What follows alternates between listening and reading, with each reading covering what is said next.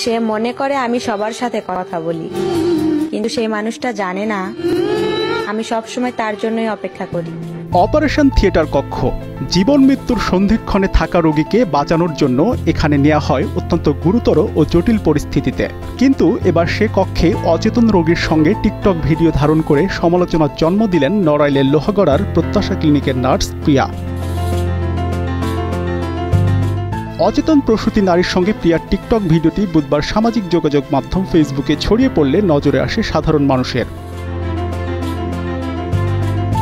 জানা যায়, লোহাগড়া পৌরসভার জয়পুর মোড়ে অবস্থিত প্রত্যাশা ক্লিনিকে কর্মরত নার্স প্রিয়া অপারেশন থিয়েটারের মধ্যে দাঁড়িয়ে অচেতন ও মুমূর্ষু রোগীদের নিয়ে প্রতিনিয়ত টিকটক ভিডিও ধারণ করে আসছিলেন। এদিকে ভিডিওটি সামাজিক যোগাযোগ মাধ্যমে ভাইরাল হলে নড়ে চড়ে বসে স্বাস্থ্য বিভাগ। বসুন্ধরা ট্যাবলেট এখন আরো উন্নত। এই হট এয়ার থ্রোট আপশিট দ্রুত শোষণ করে সোনামণিকে দেয় কোমল অনুভূতি। বৃহস্পতিবার বেলা 11টার দিকে ক্লিনিকের অপারেশন থিয়েটার সিলগালা করে উপজেলা স্বাস্থ্য বিভাগ। এ ব্যাপারে লোহাগড়া উপজেলা স্বাস্থ্য ও পরিবার পরিকল্পনা কর্মকর্তা বলেন, অপারেশন থিয়েটারের কোনো কর্মকাণ্ড প্রকাশ করা আইনত অপরাধ। ক্লিনিকের কার্যক্রম বন্ধ করে দিয়েছি, প্লাস ওটিকে সিলগালা করে দিয়েছি।